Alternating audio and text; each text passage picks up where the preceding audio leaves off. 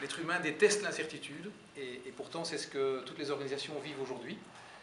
Et en fait, si on parle de gestion du changement, on va commencer à être un peu plus concret sur le sujet, ça revient principalement à gérer l'incertitude, parce qu'elle est omniprésente. Et elle est présente pourquoi? Parce qu'en général, il y a des effets d'annonce dans les organisations. Tiens, on va changer l'organisation, on va changer le modèle, on est obligé de l'annoncer, et puis il se passe un certain nombre de mois entre le moment où on annonce et ça se passe, et ça crée de l'incertitude. Donc l'idée c'est comment je gère cette incertitude. Et effectivement, on va voir que, comme l'a dit Vincent, il y a très peu de gens. Alors certaines personnes disent oui, moi j'aime le changement, et c'est vrai, il y a des gens qui aiment ça. En même temps, on voit bien quand on accompagne des transformations, c'est quand même la minorité. La majorité est plutôt dans on n'aime pas trop quitter la zone de confort, la zone de sécurité. Donc on va avoir beaucoup d'ennemis quand on veut créer du changement, et on va avoir beaucoup de résistance. En effet, il y en a beaucoup qui veulent le changement, mais peu veulent changer. Et donc c'est souvent le challenge quand on se retrouve dans les organisations. Donc on est effectivement sur la notion de résistance. Alors des résistances, c'est un des éléments clés si on parle de gestion du changement, et si on parle de gestion du changement humain. Et vous y serez confronté dans tous vos rôles dans l'organisation, quels qu'ils soient. Donc c'est vraiment intéressant de se poser la question comment on gère ces résistances. Résistance, ça peut être une résistance active comme celle-là. Je m'oppose vraiment à un projet. Mais ça peut être une résistance passive. Je fais juste l'autruche et je me dis ça ne se passe pas, ça n'arrive pas. Okay? Donc c'est vraiment la notion de résistance. Alors, 3 types de résistance dans les organisations. On va essayer de concrétiser. On appelle des résistances réelles. C'est typiquement projet de déménagement. On va déménager des bureaux, on va les mettre 40 km plus loin. Une résistance réelle pour pas mal de gens, c'est les temps de transport. Au lieu de prendre 10 minutes le matin, je vais en prendre 30, 1 heure. Donc 2 heures de plus par jour. Est-ce que j'ai envie, moi, d'aller dans ce nouveau bâtiment? Donc c'est une résistance réelle. Et les résistances réelles, il faut les traiter, il faut donner une réponse. Est-ce qu'on a une réponse à ça? Est-ce qu'on peut faire du télétravail? Est-ce qu'on peut organiser des navettes? Comment on répond à cette problématique qui est mise en avant et qui est une résistance qu'on appelle réelle?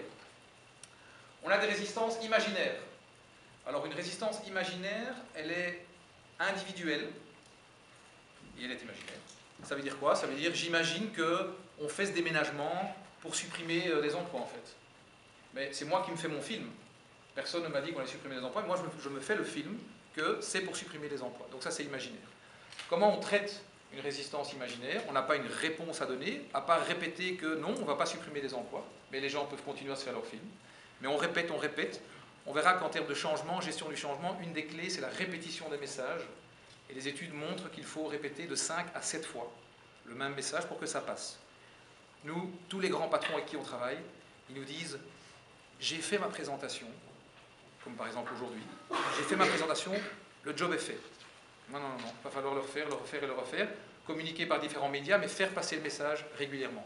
Donc une des façons de traiter l'imaginaire, c'est de répéter le message, et également d'essayer de descendre aux faits.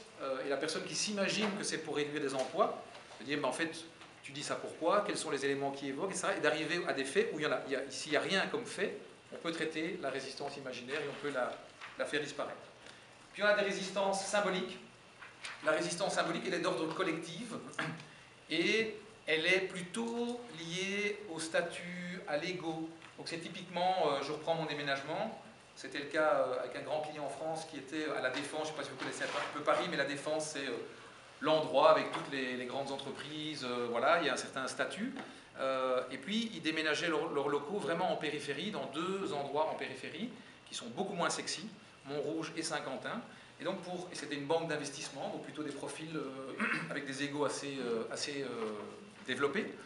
Et donc pour ces gens-là, aller en périphérie et aller dans des endroits d'un standing différent, c'était un vrai problème. Résistance symbolique. Une des façons, on ne dit pas qu'on y a répondu, une des façons de traiter ça, c'était de montrer que dans ces quartiers en périphérie, il y avait plein d'entreprises qui allaient, parce qu'en fait ça devient impayable au centre de Paris, donc ils vont en périphérie, et donc de montrer que ces environnements qui aujourd'hui n'ont peut-être pas de standing, en auront demain. Et donc voilà.